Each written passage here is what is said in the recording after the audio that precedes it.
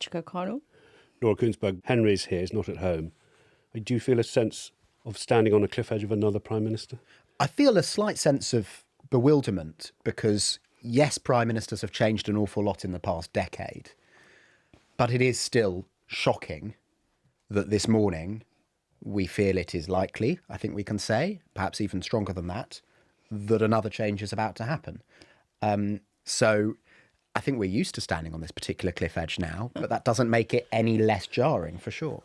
And the reason why we can say more strongly on Sunday morning than we were able to look ahead to yesterday that we may well be on the verge of Keir Starmer going is because for weeks, Keir Starmer and his allies have been saying, I'll fight if there's a contest, I'll carry on. This morning, this is what the Cabinet Minister, Peter Kyle, had to say. These are decisions for Keir to make, and that's why I said that he is taking the time, as well as dealing with all the issues that a Prime Minister deals with over a weekend, a very busy weekend, that he's also taking the time to think through what the political realities are today compared to last week, the week before. But I know that he's a Prime Minister who always puts country first, and that he'll be framing every decision that he makes today on behalf of the country in his day-to-day job as Prime Minister, but also when he thinks about the party going forward. It will always be about what's in the best interests of the country. Now, to decode that is a Cabinet Minister saying plainly that the Prime Minister might be off. Which means we must get underway with Sunday's newscast. Hello, it's Paddy in the studio. It's Laura in the studio. And it's Henry in the studio. It's very nice that you're here with us in person. I mean, who knows, there might be some big events for you to report around. So rather than you being at home, it's probably quite good that you're in the office and in the newsroom today. It is helpful. I think it was pretty clear that things were moving even before Peter Kyle sat down to speak to you. But to have Peter Kyle, not just a Cabinet Minister, but one of the remaining Cabinet Ministers who is loyal to Sir Keir Starmer, and it's not a given at this point that if you're in the Cabinet, you're loyal to Sir Keir Starmer, to have him being as plain as he was to you, even if there's a bit of decoding we still need to do, I think shows that Sir Keir Starmer's mood has shifted rather a lot since Friday morning after the Makerfield by-election. I think that's absolutely right. And as I understand it, I think actually the mood really started to change even on Friday afternoon when Downing Street and some Starmer briefers and allies were still sort of saying things like, we can beat him, we think that we can do it, we're looking for office space for a leadership campaign. It feels like all the air has gone out of that briefing, you know, those sort of calls you get from people saying, oh, yes, we're still going to go on. It feels to me like that balloon has just completely popped. Can we go behind the curtain of how we make our programme? So I rang Henry this morning. Henry appeared on Radio 4 and I asked for a briefing from Henry. And you said something about people who are persuadable to back the Prime Minister. Yeah, I mean, I was speaking to lots of MPs over the weekend, but one that really stuck in my mind yesterday was an MP who was open to backing the Prime Minister, definitely not a Burnhamite. Like most Labour MPs, they'd done their pilgrimage to Makerfield over the past few weeks for insurance, but they basically, there was no path for Sir Keir Starmer which didn't involve him rallying this MP behind his flag. And they said, I hadn't heard anything. Not necessarily just from Sir Keir Starmer, but also from the people who would be at the heart of a Keir Starmer leadership campaign that we were being assured that he is revving up to run. And that just struck me as such a sign that, sure, he had done a ring round of cabinet ministers, but a leadership campaign requires a much broader coalition, even if he didn't necessarily, he didn't actually technically need the nominations of MPs to be a candidate. But I just thought, OK, things are moving in one direction here. And sometimes in Westminster, it's the silence that is telling, or the pauses. So should we listen together to a longer chunk of how Peter Kyle presented, trying to be diplomatic and not preempt the Prime Minister himself, but yet signal very clearly to everyone was watching that his time might be up? Today he's hard at work, as he has been every day that I have known him as leader of the Labour Party and Prime Minister. He's also making time this weekend to try and reflect on the political challenges that he faces, our country faces, our party faces. Is it still true that he would fight a leadership challenge? These are decisions for Keir to make, and that's why I said that he is taking the time, as well as dealing with all the issues that a Prime Minister deals with over a weekend, a very busy weekend, that he's also taking the time to think through what the political realities are today compared to last week, the week before. But I know that he's a Prime Minister who always puts country first, and that he'll be framing every decision that he makes today on behalf of the country in his day-to-day job as Prime Minister, but also when he thinks about the party going forward, it will always be about what's in the best interests of the country. You say he's now reflecting on what to do. That is a very clear signal that he is thinking about resigning or spelling out a transition to Andy Burnham. I'm just not going to... I know it's frustrating for your viewers. I know people want from me certainty, but this is a moment where there is clearly political uncertainty. We as a party have got to learn the lessons of where the Conservative Party failed time and time again, where there was political uncertainty in their party. They put the chaos onto the country. We are not going to do that. The conversation that I had with Keir, the Prime Minister, on Friday was a thoughtful conversation. He was very mindful of the interests of the country. And in that conversation, he repeatedly said to me and asked my advice on what I believe the country wanted at this moment in different circumstances. He never once acted in a self-interested way and put his own interests at the middle of all of this. And I know that is how he will be acting this weekend. Well, as if you say, Henry, I think newscasters probably are a smart bunch of people. They probably don't really need much decoding there, do they? I mean, that very clearly is a signal that Keir Starmer has decided to go. And this phrase, the best interests of the country, around nearly 70% of voters 2 years ago did not vote Labour. So shifting the deck chairs around the Labour Party and doing a deal to give one man with glasses the role of Prime Minister to another man with glasses. I mean, actually... You've got against men with glasses? Well, I'm trying to do a cartoon, paint a cartoon. Can we say what the best interests of the country are? Do we think we're now going to stand on a platform saying, I want to be Prime Minister for a week? Two things are true, right? And that they might contradict each other in a sense. It is absolutely plainly true that voters in the last few years have been very cross about the Conservative Party having lots and lots of different prime ministers. People have thought that was a shambles. They've thought that was a bit of a fiasco. It's also true that the country was never in love with Keir Starmer as a leader. And during his time in office, they have grown to dislike him quite seriously. So therefore, as we were saying yesterday, as the Labour Party, it's just kind of a cost-benefit analysis, right? The risk of changing and having what might look shambolic and that people going, I can't believe you're doing it again. You promised that you wouldn't do this, versus the cost of carrying on with a Prime Minister that the public don't like, fairly or unfairly. And it's the thing you often hear from Labour MPs, isn't it, Henry? People go, I don't know why people hate Keir so much, but you really feel it's kind of visceral. I think we can't reiterate enough that the basic reason this is happening is because Labour MPs, many of them, think they are going to lose their jobs at the next general election with Sir Keir Starmer as their leader and as the Prime Minister. That is the main dynamic which has driven the periodic leadership crises that Sir Keir Starmer has faced. So it may well be true, indeed some evidence suggests it is true, that the public is very frustrated by frequent changes in Prime Minister, but the public also keeps showing through polling and focus groups and whatever else that they like almost every Prime Minister less than the last one. Have I got to get ready for a lectern in Downing Street then? I think you might have, yeah. Maybe tomorrow night. So let's just think about the timeline. We think Andy Burnham's going to come to Westminster tomorrow, take his seat as Makerfield. Keir Starmer's been in Chequers this weekend, but he may be back in Downing Street right now. We don't know, or he'll be back later today or perhaps very early tomorrow morning. So Andy Burnham time is up in London.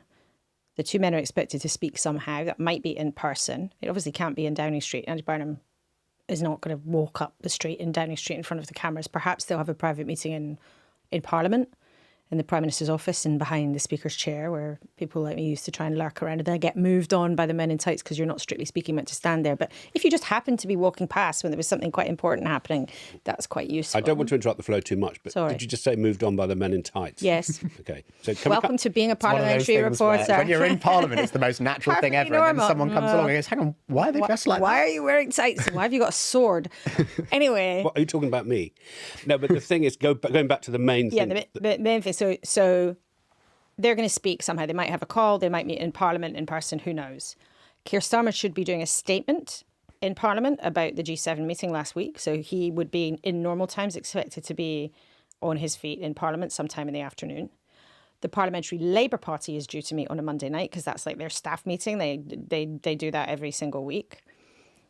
Now, if Keir Starmer has already concluded that he is going to set out a timetable or maybe even say, do you know what, I'm going kind of now over to you, Andy, and see how you like it, because there's no love lost between the two of them. Maybe it could be a lectern tomorrow. Maybe it could be Tuesday morning, which would be the 10th anniversary of the Brexit vote. Start your discussion and PhD thesis there. But yeah, I think it is perfectly even I think more than likely, Henry, as you said, that we are going to have some kind of lectern moment in the next 48 hours. Can we talk about the timetable question? Because I actually think very quickly this is going to be the big debate in the Labour Party. So it's the timetable about when Starmer goes, what happens next, and will there be any kind of contest? Exactly. There are people around Andy Burnham who would like the handover, which they believe there will be. Others might have something to say about that, but they would like the handover to take place around about the time of Labour Party conference, so last week of September. There are other people, not just in the Labour Party more generally, but also in Camp Burnham, who say to me, that is preposterous. The idea that you can have a 3-month interregnum in which government would grind to a halt, but also you would have non-stop speculation and briefing about what a Burnham government would look like, which would ultimately define for Andy Burnham what his government, how his government is framed in a way that might be very hard to rescue should he then become Prime Minister in late September. They say, look, it's for the birds. This is going to have to happen within weeks, if not days. You know, as happened with David Cameron handing over to Theresa May, for example, or indeed Liz Truss over to Rishi Sunak. I think that is going to be perhaps the big debate in the Labour Party over the next few days. Yeah, because Simon Case, sorry. I was going to say, and also if they wait, what they might lose is what you were talking about, Paddy, yesterday, is that momentum, the big mo, as it's known in politics. They have huge momentum right now. If they hang around till September, maybe it would give them more time to have proper preparation, do their sums, add it up, work out exactly what he wants to do. But that momentum could by then have completely disappeared and maybe even turned into something really negative. Yeah, because every big departmental decision that comes along, including the defence investment plan, everyone's going to be saying, what does Andy think? So if Keir Starmer stays in, your point would be there's a second Prime Minister considered almost as powerful as the first one, so you do it quickly. But if you do it quickly, Andy Burnham may not have a policy. He didn't really seem to understand the fiscal rules very well when he was pushed by Victoria Derbyshire. He may not have a Chancellor. He may not have a Foreign Secretary. And this is where it comes down to the rub, right? If he's getting in there and there isn't a contest, let's say if it is a quick handover, because there still could be a contest, and we'll talk about that in a sec. But if he gets in there, what is he actually going to do? So one of his supporters, Luke Charters, was on the programme this morning, and I was very interested that he said, I think quite deliberately, that basically Andy Burnham was going to stick to the Labour manifesto from 2024. That is not the view of everyone in Andy Burnham's team. And he campaigned in Makerfield in a very different way. His was an anti-current status quo, anti-Keir Starmer, anti what Labour has been doing in the last couple of years. So if he suddenly then goes back to saying, well, yeah, well, for stability reasons and to get on with things, I'm basically going to stick to the manifesto that we all stood on in 2024. And also things have changed so much since that manifesto. This whole question of defence spending is completely transformed from July 2024. The whole question of economics is completely changed in 2024 because there's been a conflict in the Middle East and oil prices have gone up. So this is a big thing. It's not just about timing, but it's about how much is he going to deviate or not if he gets there from what Keir Starmer's been up to. And you look at some of the positions that Andy Burnham ended up taking on national questions during the Makerfield campaign. For example, he's indicated that he's supportive of Shabana Mahmood's policies at the Home Office. Indeed, there's a widespread expectation now that if he becomes Prime Minister, Shabana Mahmood would remain as Home Secretary. Other positions on various different things. You add them together and some Labour MPs say, well, hang on, what's the point? You are just changing from a man in his 60s in glasses to a man in his 50s in glasses, Paddy, to adopt your sketch. But then, so the thing is, then you said there could still be a contest. Yeah, so I think Sorry, I interrupted. Well, no, I'm just trying to work out, you're doing the choreography with me. So who decides if there's going to be a contest? I think that's largely right now in Keir Starmer's hands. So if we get to a lectern moment, we don't know if he's going to come out and say, I'd like to set out a timetable for my moving on from office. This time has come for a new captain. Thank you very much and good night. And the timetable is that I will leave in 2045. Or he's going to come out and say, I would like to set out a timetable for my departure, but I believe, and I've instructed the Labour Party's National Executive Committee to prepare the rules for a leadership contest that will take place over the next 6 weeks, and I'll be gone, and I won't stand, and I'll be gone by conference. Or will he come out and say, I'm setting out the reasons why I'm leaving, I'm very sad and I'm very sorry, and I expect that my successor, in order to get on with the business of government, will be here by the end of this parliamentary session, i.e. in like 3 weeks' time. We don't know which one of those options he will pick. I think the other question is there's going to be a big bun fight inside the Parliamentary Labour Party about whether or not there should be a contest. So Keir Starmer will sort of set out the architecture, I suppose, but the PLP is also going to have a big say. Well, exactly. I mean, if you think back, different party, different rules, but if you think back to the first of our post-June 23rd, 2016 prime ministerial transitions, David Cameron was meant to have months, but then when it came to it, for various different reasons, Theresa May was the only candidate left standing, and therefore they didn't end up going to the Conservative Party members, and it happened very quickly. So Keir Starmer could say, I'll be gone by conference. Labour could then open nominations, and if you have 81, you're a candidate. But it might be that within a day, Andy Burnham has 300 MPs who've signed his papers and no one else has stood, or someone else has stood, but they've only got 20. But didn't Wes Streeting say he would run? Yes. He said that was his intention. Yes. But look at Jess Phillips on Laura's programme this morning. Who's a Wes Streeting supporter. Who is a big Wes Streeting supporter. She was very open to the idea that the Parliamentary Labour Party might essentially stitch this up behind one candidate. Look at Melanie Ward, Gordon Brown's old seat in Scotland, another big Wes Streeting supporter, speaking to our colleagues on Politics Live as early as Friday. She talked about them getting in a room and coming to some sort of accommodation. Team Streeting have been very quiet. They're adamant that there's no change in his position, that he still wants to run for the leadership. But reading the mood music, do you read? Listening to the mood music, it feels less likely to me that he's going to. And he is in the mix to be getting a big job in the Burnham camp. So look, there are all sorts of conversations going on about who might get what job if you make it in. But I just want to share with you some informed speculation, I'll say.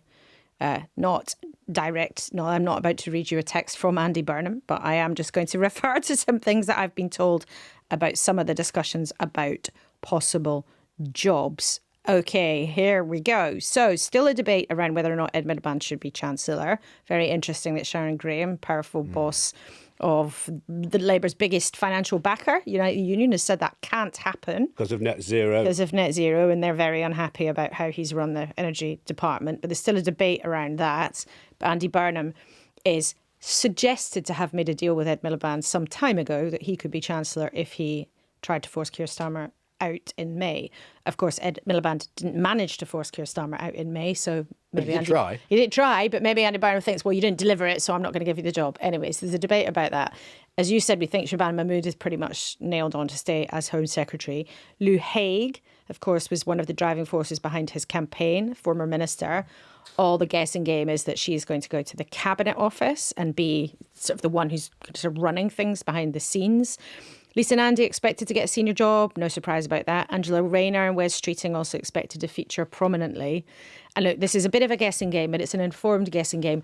I'm also told that Fleur Anderson, the MP for Putney, might be in for a big job, which is an interesting quirk. Who knows? Who knows? Can I just contribute to the Ed Miliband side of these things? Ed Miliband, obviously a former leader of the Labour Party. That means he has years' worth of allies and years' worth of enemies. And I was speaking to a current government minister who believes that Andy Burnham is going to be the Prime Minister and would like to stay on under him. But they said to me, if Andy makes Ed Miliband the Chancellor, he will start off as Prime Minister with 100 Labour MPs furious. And they said Rachel Reeves, Pat McFadden, if they're on the backbenches, every time there's an economic statement from the Chancellor, Ed Miliband, they will make his life a misery. And there is an interesting question there, which overlaps with the question of policy, of how bold a break Andy Burnham wants to make, not just presentationally, but substantively with Sir Keir Starmer's government. Does he want to define himself against essentially the right of the Labour Party, to put it slightly oversimplistically? Does he want to define himself against those who have remained loyal to Sir Keir Starmer to the end? If he does, then Ed Miliband is a good idea. So is this is all happening now? These phone calls are being made now, are Yeah, they? there are lots and lots of conversations going on between current ministers, aspirant ministers, union leaders, Camp Burnham. Yeah, I mean, this weekend is all about But that. just hang on. Before they even heard from Keir Starmer. Right, I mean, this is what politics is, right? And we don't even know that Keir Starmer's spoken to Andy Burnham, and I don't think he has yet. And Andy Burnham's going to get on a train from Manchester to Westminster, a journey freighted with symbolism. He's going to walk into the House of Commons. I think it'll probably be Wigan Northwestern. Wigan Northwestern. Doesn't Wigan rhyme Pier. as well. And he's going to be filmed every step of the way, isn't he? It's going to be like a sort of slow motion power. I suspect puzzle. so. Yeah. I mean, look, who knows? Maybe he's already left to try and maybe he's in a car driving down. Maybe he's at the actually he wouldn't be at the T-Bay services. That's further up. Maybe he's at somewhere. It's worth a diversion. It's worth a diversion. But maybe he's already come to London to try and avoid absolute pandemonium at Euston tomorrow. But we'll see. Tomorrow is going to feel absolutely huge. Because it is. It is, Because yeah. it is. I mean, sure, we've changed prime ministers a lot in recent years, but it is still a massive thing to happen. But an especially massive thing to happen. Yeah. Not even 2 years Yeah. since Sir Keir Starmer became it slightly depends how you count it, but Yeah. the fourth Labour leader ever to win a general election majority. That's right. And I think also we should say it depends as well how you define this question of how many prime ministers we've had in 10 years. So I already had a very cross former minister saying, you mustn't suggest it would be the seventh prime minister in 10 years because David Cameron was actually prime minister all the way from 2010 to 2016. So actually they were suggesting we were trying to say things were more rocky than they were. Well, there've been sure, six but- changes of prime minister since, it would be the seventh change. And that is absolutely extraordinary. And it's also not cost free. So one of the elements that we were discussing on the programme this morning was with Simon Case, who was the cabinet secretary for basically all of them, for Boris Johnson, for Rishi Sunak, for Liz Truss, and then for Keir Starmer. And he said, very plainly and clearly that there is a cost to this because the financial markets are already charging us more to borrow because of instability in politics. He said there's a cost as well because important decisions just don't get made because you don't know who the minister is, so the decision maker is unclear.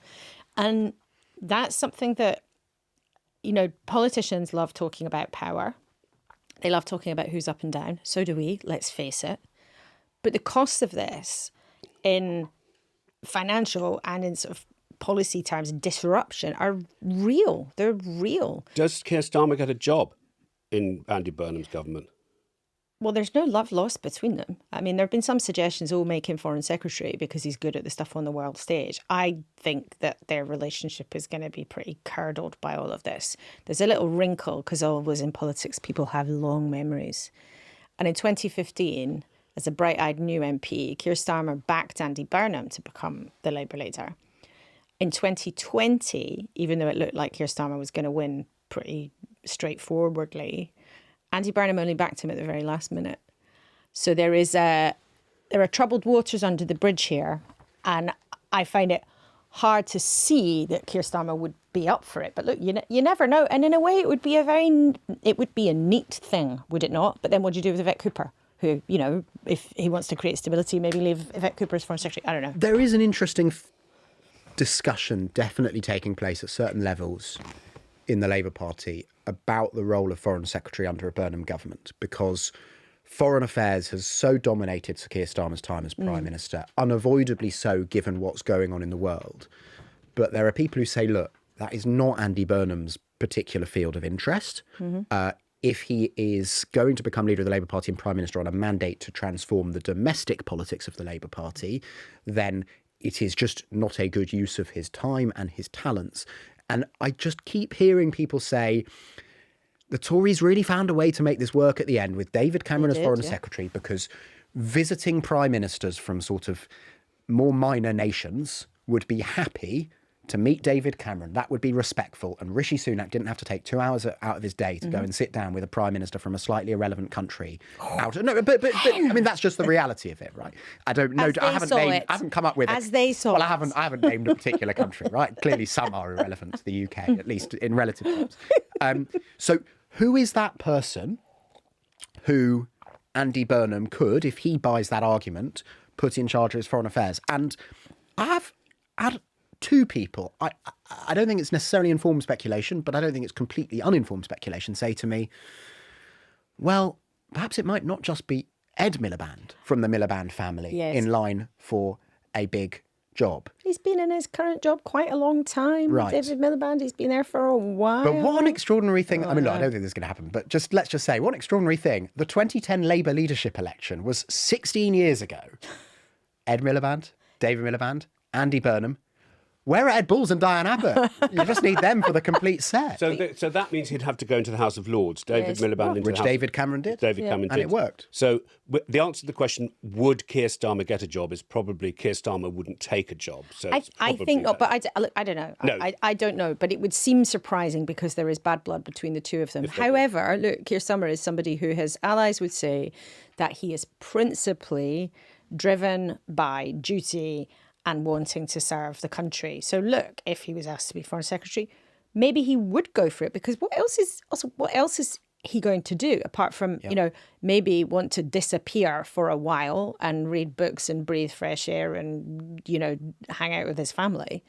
But, he's a man in his early 60s. He's somebody, of course, who's managed to get to the highest office in the land. He's somebody with great capabilities and a huge range of experience. So is he going to go to the backbenches? But I think it's hard to see. But look, stranger things have happened in the last 10 years in this country. So we just don't know. And the UK is hosting, just by a quirk of the rotation, the G20 next year and the G7 the year after that. Those are massive moments for the UK on the world stage. So the Prime Minister, whoever that may be at that point, is going to want a really savvy, experienced and influential team around them to handle that sort of 2 years of summit. All this detail, I now want to put myself in the position of being a member of another political party in the House of Commons. And I don't have to go very far back, do I, to be reminded that Labour expressly told me they weren't going to do this, because they said it was precisely because the Conservatives had done this that we needed to end the chaos. We needed to vote for someone who was a good manager, who was wasn't going to sell it on charisma. They were going to do personality changes in Downing Street. So if you're from all of the other political parties and you see this unfold this week, you're going to be very, very vocal indeed, are you not? You're going to have a lot to say about what Labour's up to. You're going to have a lot of reason to do mockery, which is a big part of politics. And you're going to have lots of reasons to chuck jibes around like 2-year Keir. And it's going to be really fun politically for the opposition parties for a while. After a period, though, it's completely unknown as to how it progresses. So Andy Burnham is someone who the public like a lot more than they do Keir Starmer. Therefore, in one sense, that makes him automatically a tougher opponent. That said, we've got no idea if he gets into number 10, if he's going to run an effective administration or not. We've got absolutely no idea. So I think in the kind of short term, the opposition parties have got lots and lots of ammunition to chuck around. Of course they do. Once we get past a couple of months, if indeed Burnham is in charge, I think we just do not know how it's going to unfold. And as we were talking about yesterday, Paddy, that conversation I had with somebody in a senior position in government, it's a bit of a sort of thought experiment. The government has not been performing well in some areas. Of course, they would say they've got waiting lists down, that immigration has come down and all those things. But the public thinks that the government has not been effective. If you basically change not very much about the government's performance, but you have a much more charismatic, likeable person at the top, does that or does that not change how the public feels about those who represent them? Maybe it does. Maybe people feel a bit more cheered up because you have a different person who comes along and talks about hope and talks about optimism and doesn't wear a shirt and tie all the time. I want to know when he is going to wear a shirt and tie, though. If he ends up walking into Downing Street this week, is he going to do it in a black T-shirt? No, you'll have to wear a shirt and tie.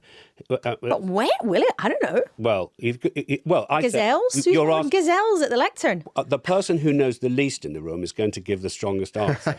Yes, I think if you're going to be Prime Minister, you've got to put a tie on. I do think the answer to that is yes. And we'll be back proving when I'm wrong when he does it in... I think you're right. I'm just intrigued as to at what point does the centrist dad garb come off and the head teacher garb go on? Well, I don't know quite how quickly it happens, but when he's talked about as Prime Minister, he's going to have a tie on. That'll be my push at your answer. I think I'm instinctive. I have no idea, but I think I'm instinctively Team Paddy on this. I think he has too. a traditionalist, small C. We're wearing the same conservative clothes. streak to his You and character. me have actually come here today wearing exactly the same shirt. And I'm criticising myself, not you, Paddy, when I say Andy Burnham should not take fashion advice From you and me. No, exactly. And I just want to inject this non-specialist political view. Come on, we've been talking about politics every weekend for like 3 years yes, now. but I don't know anything. No, I take what you say and repeat it back to you. But the thing is, it's just there is a human. There's a family in this. My God, There's a human being in this. Can you imagine them being in Chequers this weekend? The two of them wafting around those 16th century windows. Very nice swimming pool. But just thinking, what do? We're going to go. I mean, a man's life and a family's whole life changing, really, because of the fact that the club he's part of have turned on him. And the other way, Andy Burnham and his wife and kids have also been on a mini break this weekend somewhere in a mystery location. What's on their mind? Their lives are about to change in all sorts of profound ways if his plan comes off. It is brutal human drama. And as we were discussing on Radio 4 earlier, Paddy, this is a Prime Minister, a man whose professional life has been one of constant achievement at every turn. He gets mocked for the son of a toolmaker thing, but the point he was really trying to make is, though I'm a knight of the British Empire, though I'm a former director of public prosecutions, I didn't start off posh. That's really the point he's been trying to make, is that he's clawed his way up to the pinnacle of the British establishment as Prime Minister, won an extraordinary general election victory 5 years after Labour's worst defeat. And then within 2 years, this is happening to him. It is extraordinary and public, personal and professional failure. And that is a brutal thing for him to happen to him. And also on his family. I think though he is very protective of his family, he's actually more open than some other prime ministers about how concerned he is about the burden that he's placed on his family. I remember interviewing him in Kyiv about a year into his time in office. And I said to him, if you could go back a year ago and just before the exit poll and tell yourself one thing, what would it be? And I thought he'd say something about welfare or something about foreign policy. And he said, I'd tell myself, don't watch the exit poll with your kids. And I was like, what? And basically he said, I hadn't thought about how difficult that moment would be for them of the confirmation that I, Keir Starmer, am going to become Prime Minister and that their lives are going to change. I just think it is very hard on a human level to quite process quite how miserable this weekend will have been for the whole Starmer family, I'm sure. And we should say this, we're recording at 12 minutes past 11 on Sunday. All sorts of things could happen, but I think we are reading the runes.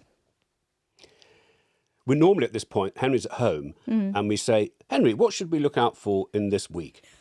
So that's actually been the whole newscast. Oh, dear. England's second World Cup group game, Scotland's third. Other than that, not much going on, is there? Not much going on. By the way, can we stop having political crises during international football tournaments? It is an absolute nuisance. Euro 2024 was ruined for me by the general election. Euro 2016 was during the Brexit referendum. Come on, guys. Are you loving the World Cup? Because there was I am, but I don't think I'm going to be watching a lot of it this coming week. Well, you can stay up. I stayed up to watch Laura's political show till 4 in the morning, the election thing. But there was a lot of love today on Radio 4 for the fact that the World Cup throws up all these marvellous moments. A 40-year-old in goal for a tiny island nation. Amazing. And even people who aren't really meant to love football can love the love that's around. It's a complete contrast to the bitter news cycle. It's like fair weather sports fans. Exactly. Like I'll watch the end of any big tournament of anything. I mean, sort of tiddlywinks or Wimbledon or the World Cup final. I mean, the rest of it, absolutely not a Scooby-Doo. But tournaments are fun. But actually, in the country, we've got people obsessing about the politics and obsessing about the football. And then some people are in the middle. And I guess a way of drawing this all together neatly that I've just thought of